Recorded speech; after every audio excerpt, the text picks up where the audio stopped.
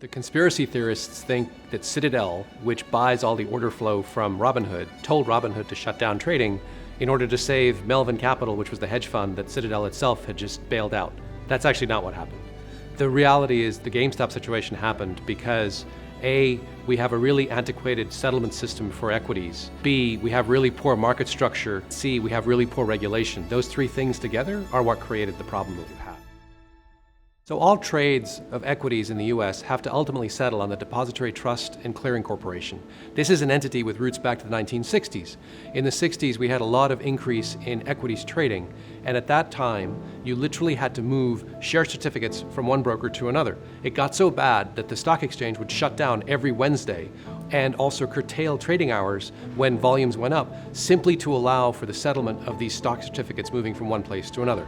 So the predecessor of the TTCC was created where you centralized all the stock certificates into one place, therefore they didn't have to move, and the brokers went to net settlements, so they settled net funds with each other. That got us to the current 2-day settlement process that we have.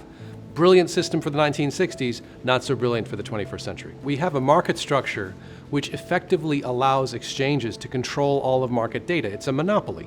And you also have a structure where brokers can sell their order flow like Robinhood sells it to Citadel, which basically means that you and I and other retail investors run the risk of being front-run by these large hedge funds. They look at all our order flow and they can decide what they want to do in the marketplace, sometimes ahead of what we can do because they trade faster than we do. All of these things should really not exist. In a better system, you would have T0 settlement, so instant settlement. You would not have payment for order flow. You would not be able to front-run funds. There would not be a monopoly on market data. All of these things are possible with blockchain. All a blockchain is really a distributed database.